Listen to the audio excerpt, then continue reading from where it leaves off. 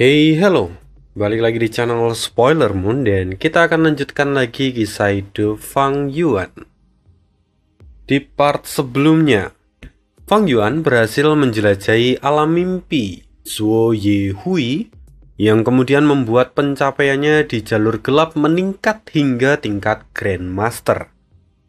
Dengan begitu, maka saat ini Fang Yuan memiliki 8 jalur yang pencapaiannya sudah berada di tingkat Grandmaster.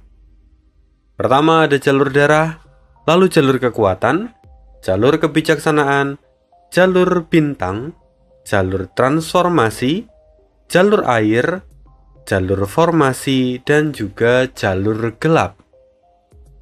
Pencapaian yang bahkan tidak dimiliki oleh tokoh-tokoh legendaris di masa lalu ketika mereka muda. Nah, sekarang kita akan sambung lagi kisah hidup Fang Yuan di part 267. Pada bagian awal ini, kita akan lihat keadaan dari Raja Sejati Gunung Ungu. Saat ini, dia tiba di sebuah tempat yang berkabut. Di sana, selain Raja Sejati Gunung Ungu, ada He Laolan dan juga Bai Ningping. Sementara untuk Ying Wuxie sepertinya sedang berada di tempat yang lain. Mungkin Raja Sejati Gunung Ungu memberinya tugas. He Laolan bertanya, "Di mana kita sekarang?" Dia bisa melihat bahwa dunia itu ada burung, ada bunga, tapi mayoritas ditutup oleh kabut.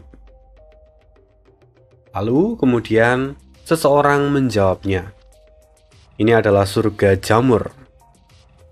Orang yang menjawab itu adalah seorang immortal yang berasal dari ras manusia jamur. Manusia jamur adalah jenis varian manusia yang wujudnya seperti manusia, tetapi dia memiliki jamur yang berbentuk topi di atas kepala mereka. Manusia jamur dan surga jamur. Jangan katakan padaku bahwa kita sekarang berada di tanah terberkati milik yang mulia abadi bumi surga, kata He Laolan. Kemudian Raja Sejati Gunung Ungu pun tersenyum. Benar, ini adalah tanah terberkati yang dulu dimodifikasi oleh yang mulia abadi bumi surga. Oleh karena modifikasi itu, tanah terberkati ini tidak mengalami bencana kesengsaraan. Dan tempat ini kemudian dikenal dengan nama surga jamur. Lalu kemudian, manusia jamur yang tadi menyambut mereka di sana tampak memperhatikan Raja Sejati Gunung Ungu. Seolah-olah dia langsung memahami segalanya. Dan manusia jamur itu berkata, "Sejak aku mendapatkan warisan sejati darimu, aku tahu bahwa aku pasti harus membayar harga di masa depan. Sekarang katakan padaku apa yang kau mau. Aku akan melakukan apapun selama itu bukan pembunuhan."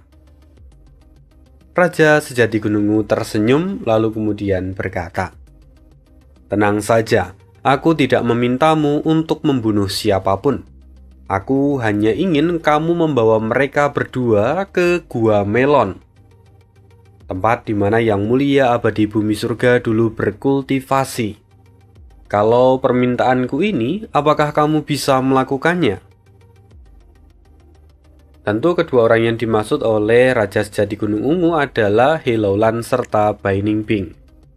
Kenapa Ying Wuxie tidak masuk hitungan? Alasannya karena tubuh Ying Wuxie adalah tubuh zombie abadi. Jadi dia tidak akan mendapatkan banyak manfaat dari Gua Melon. Otomatis lebih baik kalau Raja Sejati Gunung Ungu memberinya tugas yang lain. Sementara itu, ekspresi manusia jamur tampak pahit. Dia tidak bisa menolak permintaan ini. Jadi dia berkata, "Baiklah, aku akan membawa kalian." Setelah itu manusia jamur membawa He Laolan dan Bai Ningping. Tentu Raja Sejati Gunung Ungu juga ikut. Lalu sesampainya mereka di Gua Melon, manusia jamur berkata, Buah yang ada di depan kalian adalah melon cakra. Melon-melon itu dirawat oleh sukuku. Kalian boleh berkultivasi di sini, tapi kalian tidak boleh menyentuh ataupun merusak melon-melon itu. Mendengar nama buah yang ada di depan mereka, Pining Bing dan juga Helloulan terlihat terkejut. Hal ini karena melon cakra adalah material abadi peringkat 7, yang mana dia mengandung tanda dao dari jalur penyempurnaan. Sehingga melon ini dapat digunakan untuk meningkatkan peluang untuk penyempurnaan. Bahkan di kalangan para immortal, melon cakra itu sangat diminati. Aku membawamu kemari bukan untuk mendapatkan melon-melon itu, kata Raja Sejati Gunung Ungu pada mereka berdua. Dia melanjutkan, kalian di sini untuk berlatih gerakan pembunuh abadi. Tempat ini memiliki efektivitas di dalam latihan yang sangat baik. Dengan begitu maka kalian dapat menjadi jauh lebih kuat dalam waktu yang singkat. Seperti yang kalian lihat, kabut yang ada di sekitar kalian itu bukanlah kabut biasa. Kabut ini disebut sebagai Gu Kabut Abadi. Kabut ini memiliki kecepatan pemulihan esensi abadi yang lebih cepat daripada biasanya. Oleh karena itu, kalian dapat terus berlatih tanpa perlu merisaukan esensi abadi. Mendengar itu, tentu saja Helloulan dan Pining Bing tampak bersemangat. Ini adalah waktu yang tepat untuk berlatih. Dan setelah menyelesaikan semua pengaturan yang ada di sana, Raja Sejati Gunung Ungu kemudian meninggalkan mereka untuk berlatih di bawah pengawasan manusia jamur. Sementara dia pergi dari sana. Beberapa hari pun berlalu. Sekarang kita akan berpindah ke sisi Fang Yuan. Di sana Fang Yuan tampak sedang berpikir. Sekarang aku menggunakan Gu Batas Gelap untuk mencegah penerawangan yang dilakukan orang lain. Dengan tanda dao dari jalur gelap serta pencapaianku yang sudah ada di tahap Grandmaster, aku akan segera membuat gerakan pembunuh yang jauh lebih efektif dengan menggunakan Gu Batas Gelap. Dengan begitu, maka aku akan menjadi jauh lebih aman. Selain itu, aku juga bisa membuat gerakan pembunuh ofensif, yang mana kekuatannya menyerupai Gu Panah Gelap milik Hei Cheng. Yah, semua yang kudapatkan ini sangat berguna. Ada banyak yang bisa kulakukan sekarang. Fang Yuan sendiri saat ini sangat antusias dengan semua yang ia miliki. Namun ada sedikit ketidakpuasan di dalam hatinya, karena ada dua hal yang saat ini sangat ia butuhkan, namun belum juga ia dapatkan. Yang ia butuhkan yaitu jalur makanan dan juga jalur informasi. Kalau Fang Yuan menemukan mimpi yang di dalamnya memberikan kedua jalur ini, maka Fang Yuan pasti akan berupaya untuk menyelesaikannya apapun yang terjadi. Bagaimanapun, jalur makanan dapat membantunya untuk memberi makan Gu Immortal yang ia miliki.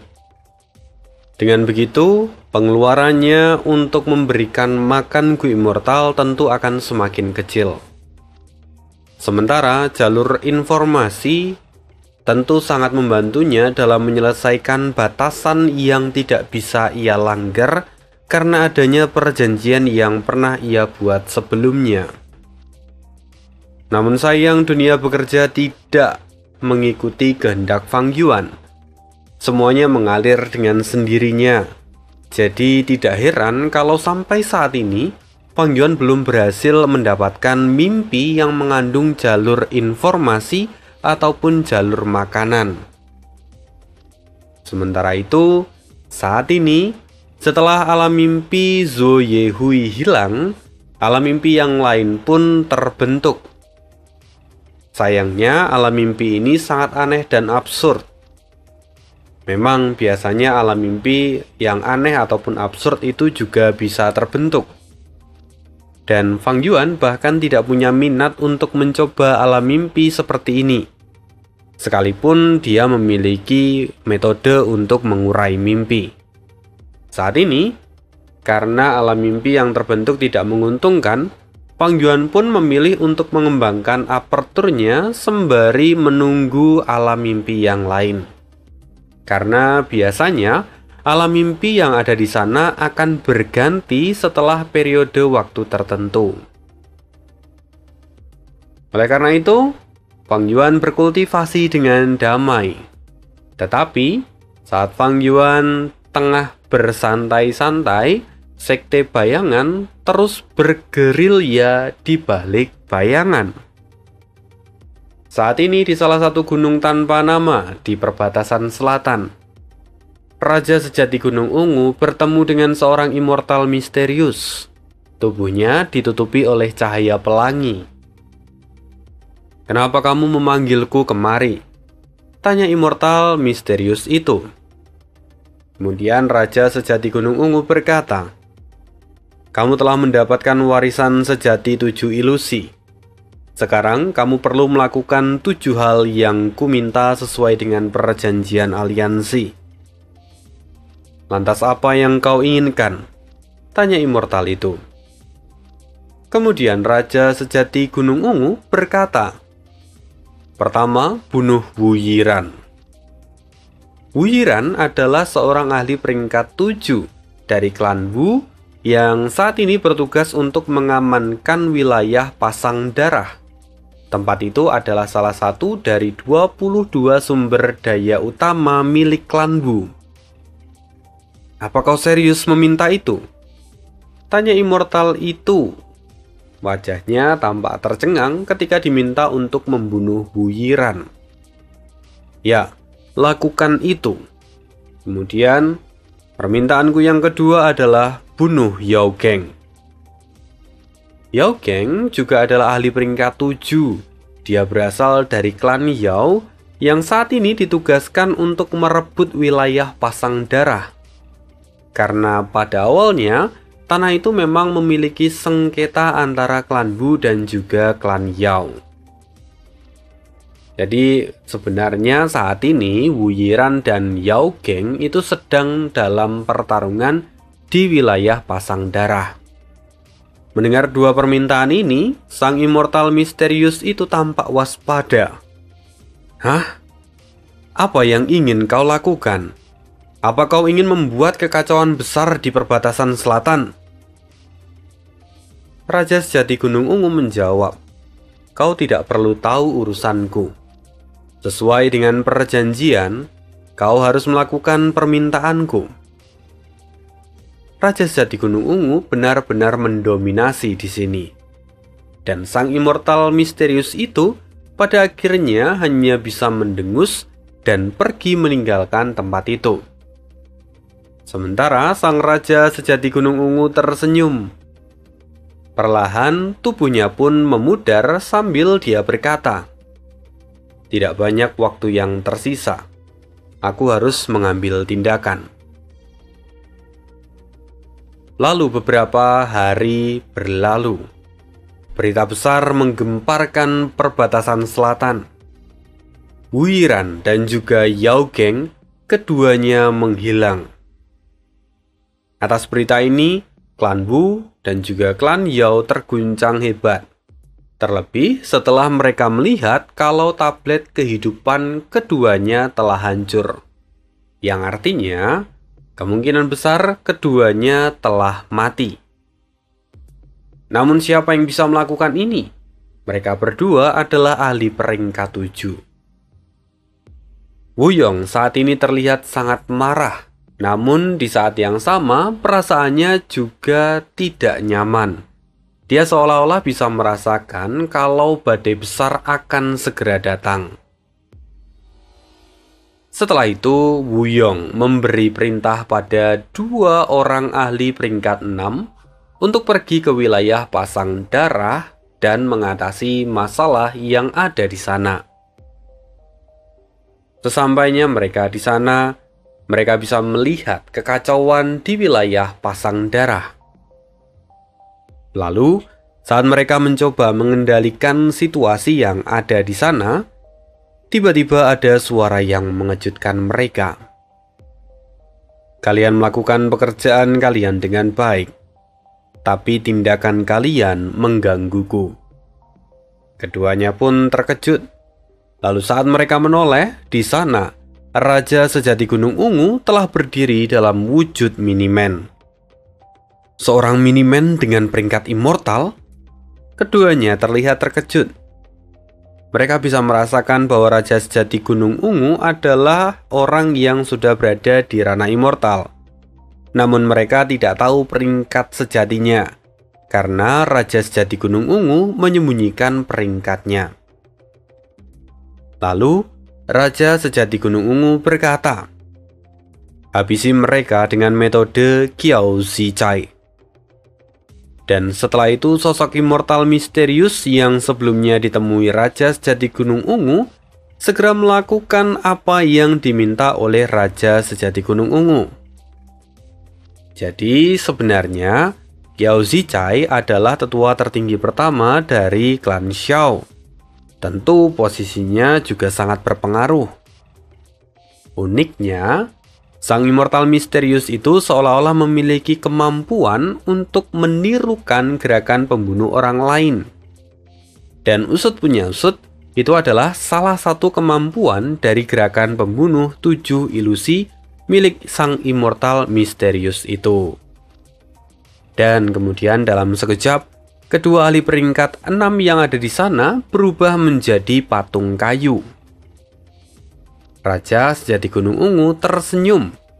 Lalu kemudian dia membersihkan area di sekitar sana dan kembali masuk ke dalam sebuah lubang di pusat wilayah pasang darah. Lubang ini juga disebut sebagai lubang pasang darah.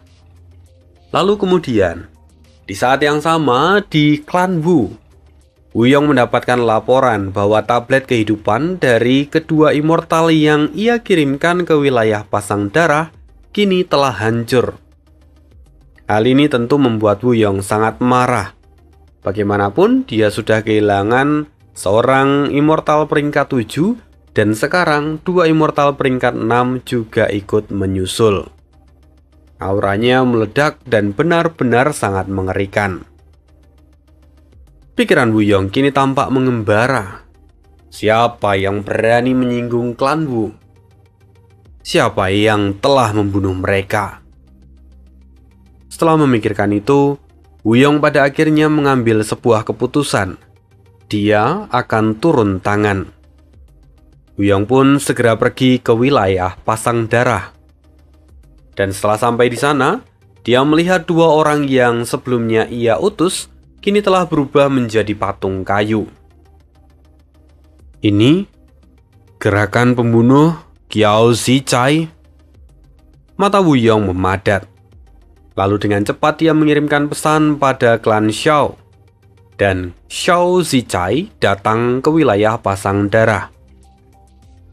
Begitu Qiao Zicai sampai, Wuyong bertanya, "Jadi tetua tertinggi pertama Qiao Zicai, apa yang ingin kau katakan padaku sekarang?"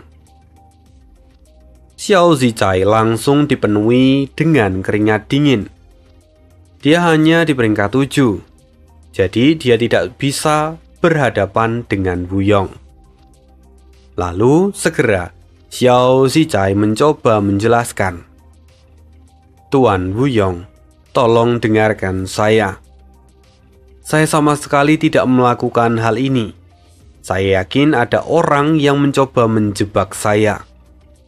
Lagi pula, hubungan antara klan Xiao dan klan Wu memiliki sejarah yang panjang. Tidak mungkin saya melakukan ini." Wuyong pun berkata, "Tentu aku mempercayai kata-katamu. Tetapi apa yang kulihat di sini harus dijelaskan." Qiao Zicai pun mengangguk. Tuan Wuyong memang bijak.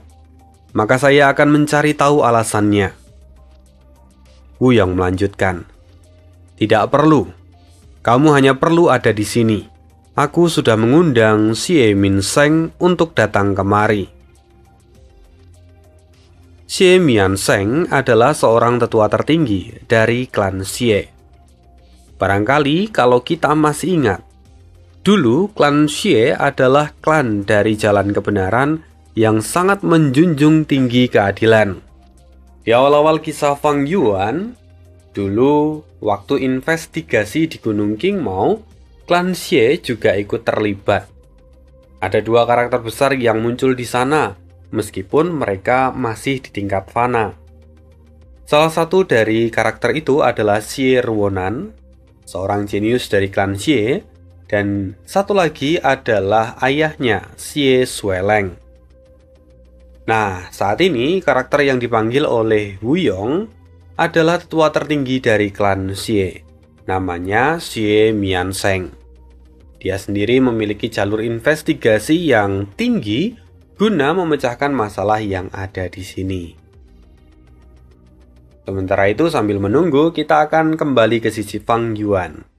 Saat ini akhirnya Fang Yuan menemukan satu mimpi yang realistis dan dia memutuskan untuk menjelajahinya. Singkatnya, Fang Yuan pun berhasil menyelesaikan alam mimpi itu dan pencapaiannya pada jalur kebijaksanaan serta jalur jiwa mengalami peningkatan. Lalu, kemudian saat Fang Yuan hendak memasuki alam mimpi lagi, sayang sekali, mimpi yang terbentuk adalah mimpi yang sangat absurd. Jadi dia pun memutuskan untuk mengurungkan niatnya. Lalu sekarang Fang Yuan kembali menggeser fokusnya. Dia memilih untuk memodifikasi cangkang Vajra. Dan kembali ke sisi Wuyong, akhirnya Xie Miansheng tiba. Di sana, Xie Miansheng mulai melakukan penyelidikan dan memberi kesimpulan. Pelakunya bukan Xiao Zhichai, kata Xie Miansheng. Pernyataan ini jelas membuat Xiao Zhichai bernafas lega. Lantas siapa? Tanya Wuyong. Ada seorang yang meniru gerakan pembunuh Xiao Zhichai. Hal semacam ini dulu pernah terjadi. Tuan Wuyong, apakah Anda pernah mendengar tentang Immortal Iblis 7 Ilusi? Wuyong pun mengerutkan kening. Oh, maksudmu pewaris dari warisan sejati 7 ilusi itu? Katanya dia memiliki metode untuk meniru hampir semua metode yang digunakan Gu Immortal di dunia ini. Apakah itu benar? Xie Miansheng mengangguk. Benar. Menara pengadilan iblis kami pernah menangkapnya, tapi kami tidak berhasil mendapatkan isi dari warisan sejati yang ada di tangannya. Tapi meski begitu kami mendapatkan gambaran umumnya, bahwa siapapun yang menjadi pewaris dari warisan itu harus melakukan 7 permintaan dari seseorang. Sayangnya, seseorang yang dimaksud itu siapa, kami tidak bisa menemukan detailnya. Mendengar itu Wuyong pun mengangguk. Menarik. Sayangnya, meskipun mereka tahu akan hal ini, lantas apa gunanya? Wuyong masih tidak tahu siapa pelaku dari semua kekacauan ini. Tapi, Xie Miansheng kemudian berkata, sekarang, mari temui pelaku kejahatan ini. Oh, apakah saudara Mian sudah tahu lokasi dari orang ini? Tanya Wuyong. Tentu saja, saya sudah menyelidiki area ini dan menemukan petunjuk. Ikuti saya, kata Xie Miansheng. Kemudian segera mereka pun pergi. Beberapa saat kemudian mereka tiba di pusat pasang darah yang disebut sebagai lubang pasang darah. Kenapa kita ke sini? Tanya Xiao Zhichai. Lalu Xie Miansheng tersenyum dan berkata, tempat yang paling berbahaya justru adalah tempat yang paling aman. Seolah-olah itu adalah kata-kata dari seorang pepatah. Xiao Zhichai pun memuji.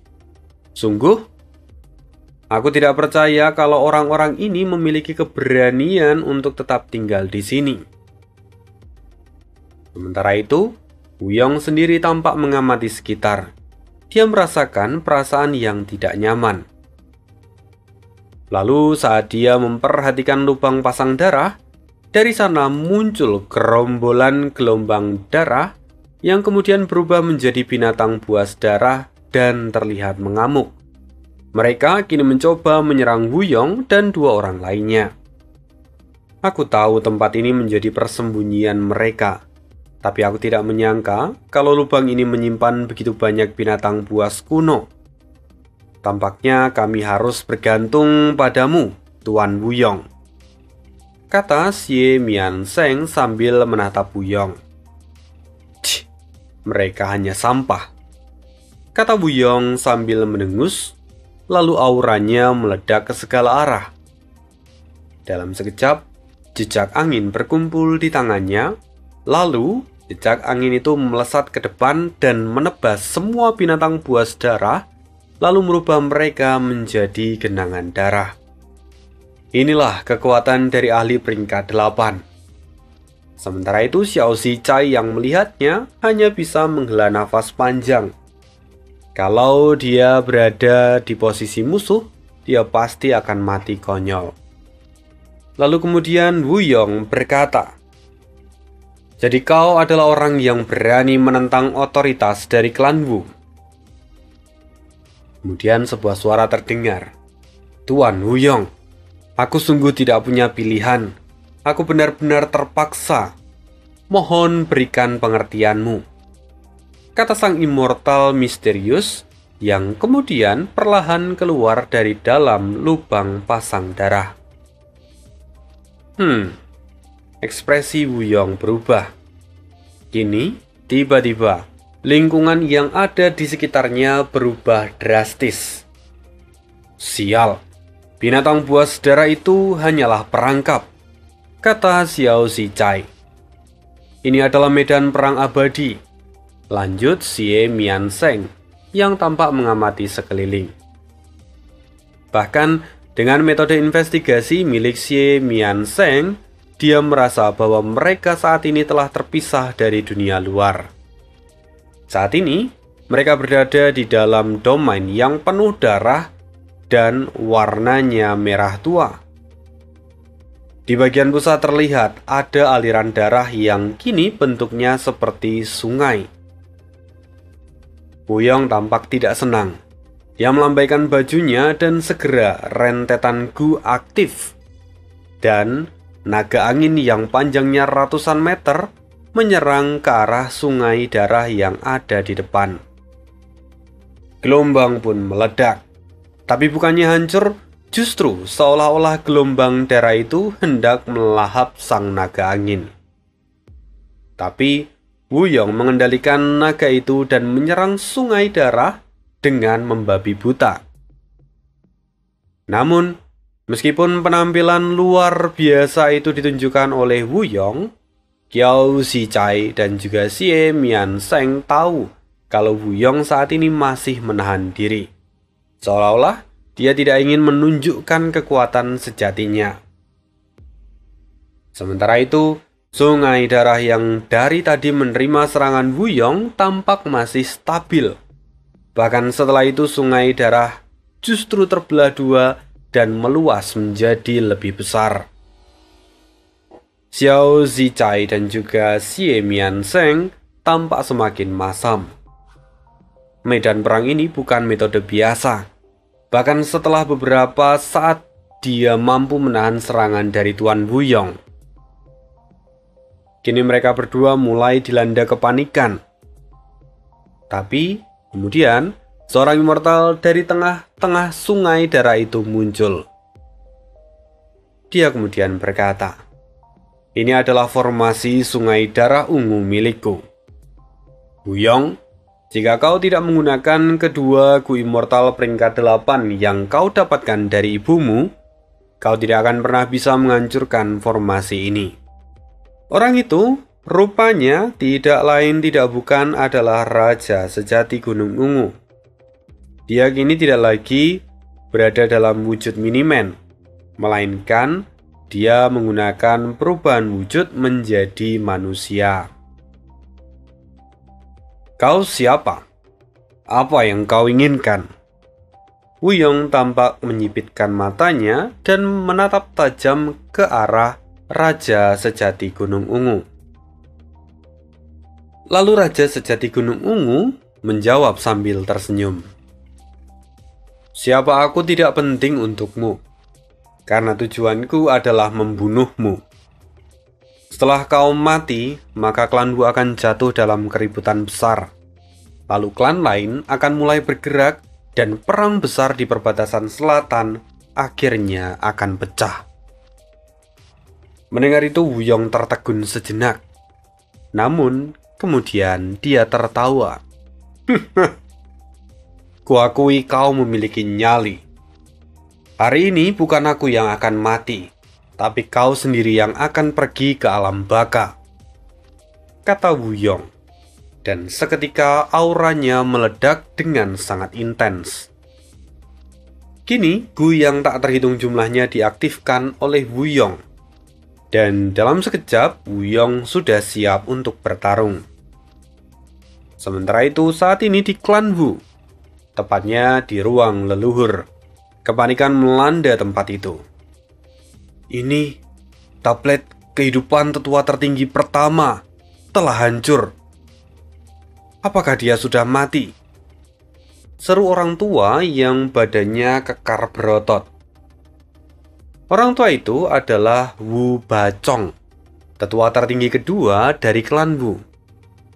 Jadi secara hierarki, Wu Bacong itu berada di bawah Wuyong.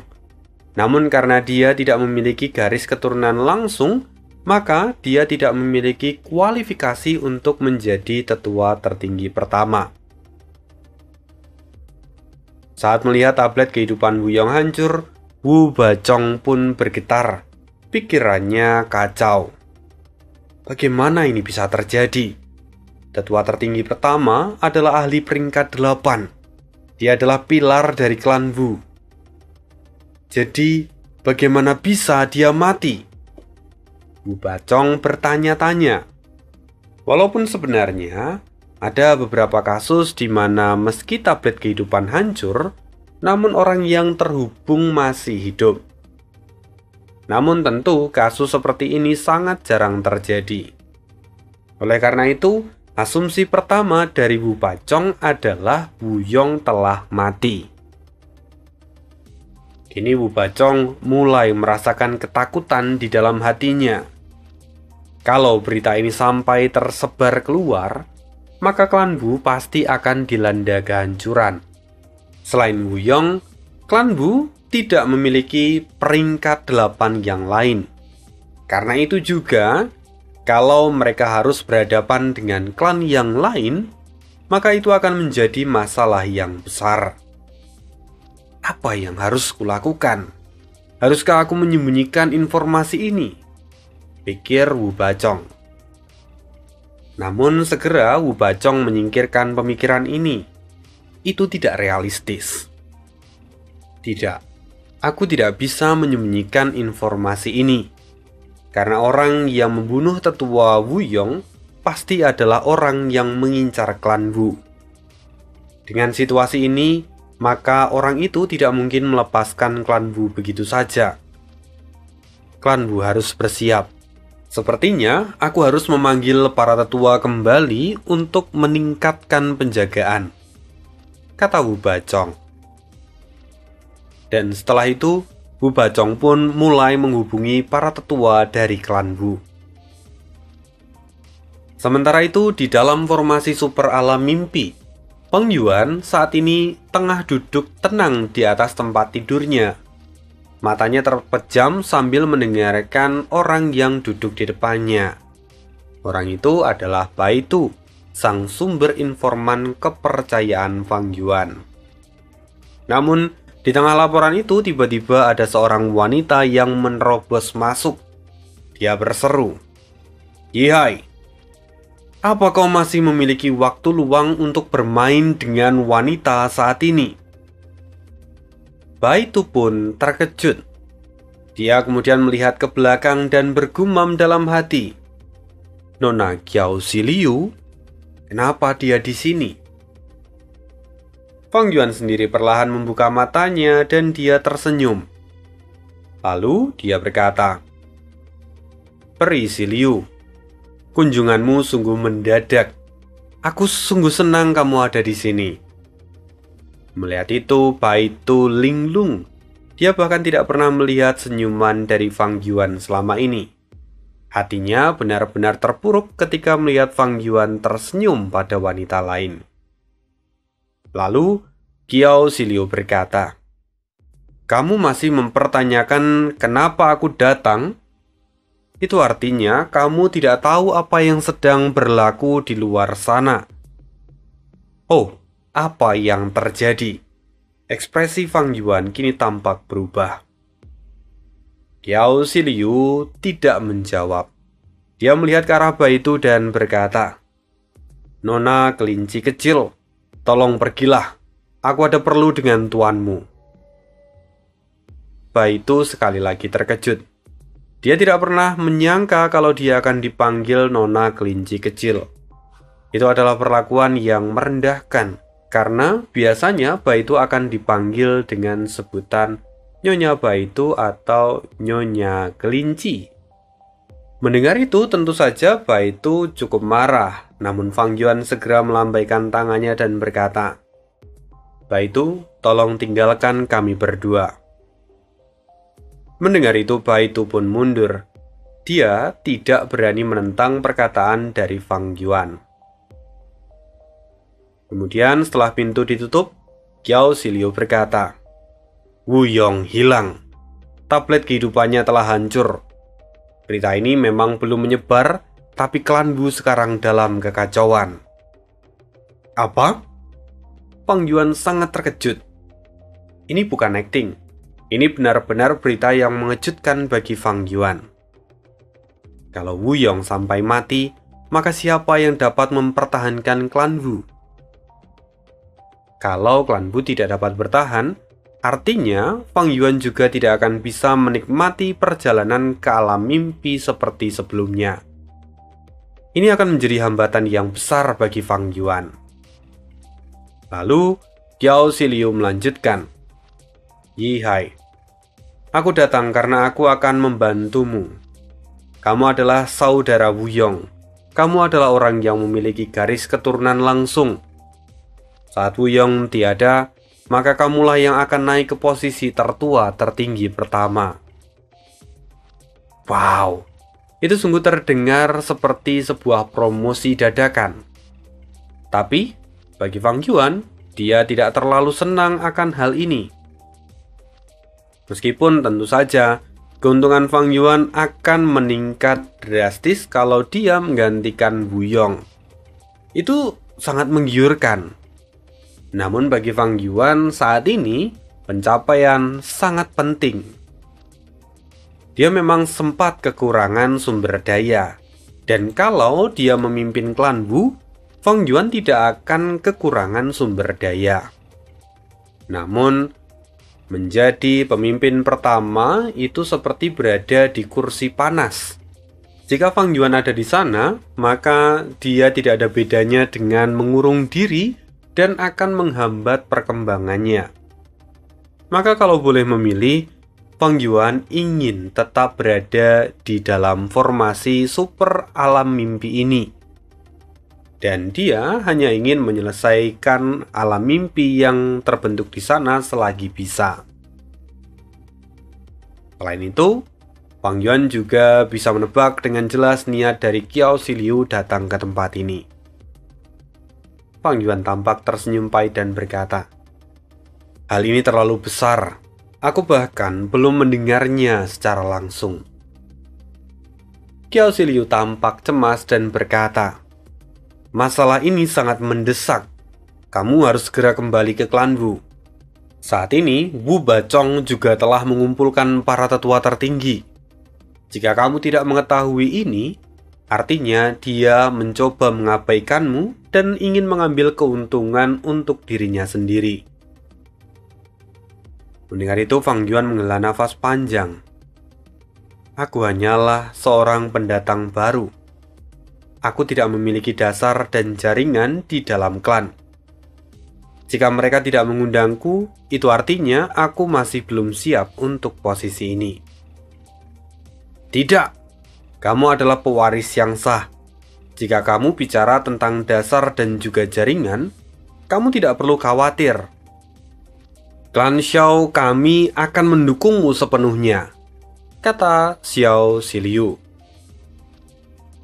Fang Yuan berkata, bagaimana caramu melakukannya? Bukankah tetua tertinggi Xiao Zicai tidak akan menyetujui ini? Xiao Ziliu kemudian berkata, tetua tertinggi pertama kami pergi bersama dengan Wu Yong. Dia pun hilang.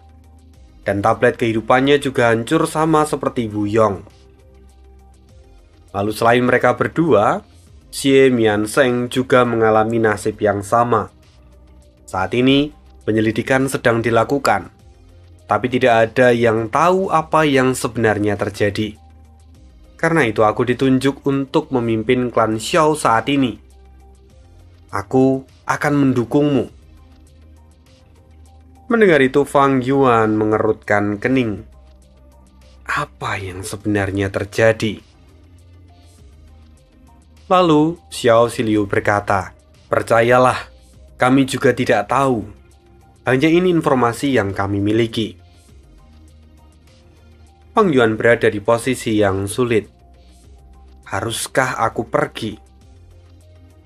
Namun, hati kecil Fang Yuan mengatakan kalau dia tidak mau pergi. Bahkan kalaupun klan Wu hancur, dia ingin tetap berada di alam mimpi ini. Namun, sungguh itu tidak bijak. Karena kalau klan Wu sampai hancur, maka dia dan posisinya juga tidak akan aman. Karena itu Fang Yuan harus memikirkan ini matang-matang. Kalau aku menjadi tetua tertinggi pertama, maka aku akan berada di dalam klan Wu untuk mempertahankan benteng. Aku tidak bisa datang lagi ke tempat ini. Namun, kalau aku menolak Xiao Ziliu, itu juga tidak bijaksana. Hal ini tentu dapat merusak hubungan di antara kedua klan. Satu-satunya jalan yang aku miliki hanyalah mengulur waktu. Aku harus mendapatkan beberapa keuntungan sebelum aku kembali. Sementara itu, Xiao Ziliu tampak cemas dan bertanya, Yihai, kenapa kamu ragu-ragu? Fang Yuan menghela nafas panjang. Ini sungguh mengejutkan. Aku perlu waktu untuk berpikir. Sudah tidak ada waktu lagi. Kita harus kembali sekarang. Kamu dapat berpikir di sepanjang jalan, kata Xiao Ziliu yang sudah tidak sabar. Tidak, ini tidak sesederhana yang kamu pikirkan. Kalau kamu berpikir semuanya berjalan seperti yang kamu bayangkan, maka kamu masih terlalu naif. Kalau firasatku benar, maka saat ini kamu sedang masuk ke dalam jebakan mereka. Hah? Jebakan? Apa maksudmu? Fang Yuan berkata lagi. Situasi saat ini sangat berbahaya. Jika orang yang membunuh kakakku tahu aku kembali, dia pasti akan menghentikan kita di tengah jalan untuk menyingkirkan aku. Jika hal itu sampai terjadi, apa kamu pikir kita bisa selamat? Tentu saja tidak. Kakakku dan juga dua orang lainnya bukanlah orang yang mudah untuk dihadapi. Kakakku peringkat 8 dan dua yang lain peringkat 7. Kalau musuh bisa membunuh mereka, maka akan sangat mudah bagi orang-orang itu untuk membunuh kita.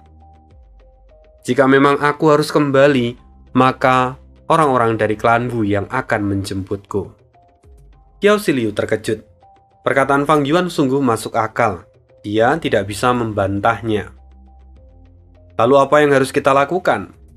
Kalau kita tidak bergerak, Wu Bacong akan mengambil alih posisi tetua tertinggi pertama, kata Qiao Siliu. Fang Yuan kemudian menjawab, mengambil posisi tetua tertinggi pertama itu tidak akan mudah.